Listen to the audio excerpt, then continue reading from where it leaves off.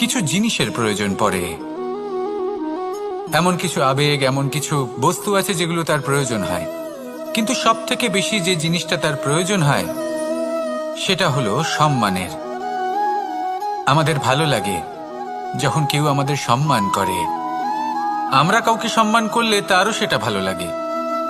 কিন্তু আপনি দেখবেন যে সংসারে বেশিরভাগ মানুষ দুটি মাপদণ্ডের ভিত্তিতে সম্মান করেন, হয় বয়স দেখে করেন বা উপার্জন দেখে, অর্থাৎ সেই ব্যক্তি কতটা উপার্জন করেন।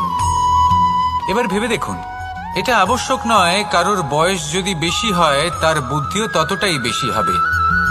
আবশ্যক এটাও নয় যে কোনো ব্যক্তি যদি অত্যন্ত ধনী হন বা তার মনও নির্মল হবে বা তিনি সৎকর্ম করবেন বা এমন কোনো কর্ম করবেন যাতে উনি সম্মান লাভ করতে পারেন। হতে পারে উনি ধনী কিন্তু দুশ্চরিত্র।